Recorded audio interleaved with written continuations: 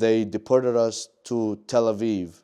So 3 days and a half, I want to say, I was handcuffed and shackled. And we got deported in a private jet. They separated me from my son. Just being far away from them is really hard for them and is really hard for me. And my son right now, he's growing up without a father. I traveled to USA in November 4th, 2016. I went there to study and work with my family. My family owns a shawarma place in Kalamazoo, Michigan. I was working there my whole time when I was there, and I got my high school diploma. Then I met my wife over there. Then we decided to be together and just build a good future with each other. One time I was home. Then I left home for like almost 10 minutes. Then I came home. I was surprised. My door was busted open. First thing I did, I called the cops. And when I called the cops, the cops came and they asked me if I have a green card. My answer was to them, I'm in the process of getting my green card. And they told me, you're not a resident here. You're not allowed to be living in USA. So they arrested me for no reason. Then I got released. I got arrested in February 2025, and I got released on February 24. When I got released from county jail, ICE picked me up from jail. Then I was with them for almost a year. I was in almost like several like ICE facilities and county jails while I was with ICE. I went to basically 14 ICE facility. I want to talk about when I was in Texas. I was there for almost 20 days. First 10 days when I was over there, it was really terrible. There's no food. It was just bread and apple.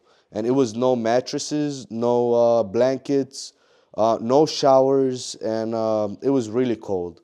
And the second 10 days, they processed us inside, and we were there for another 10 days. Then they started transferring us.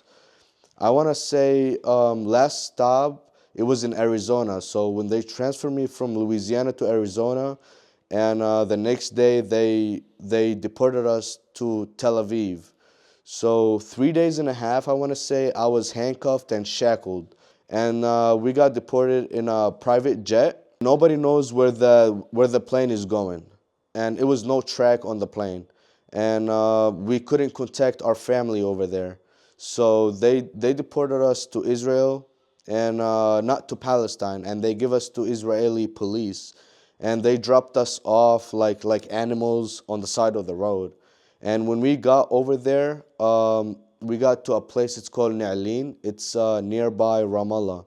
It was really miserable. It was bad. It was hard time for all of us.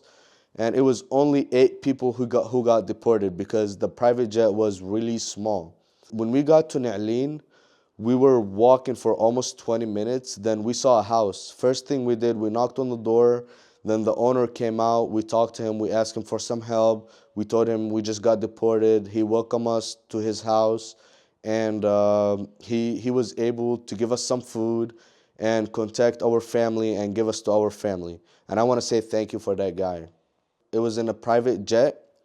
It was for a guy. His name is Dezer. He's a friend to Trump. They separated me from my son.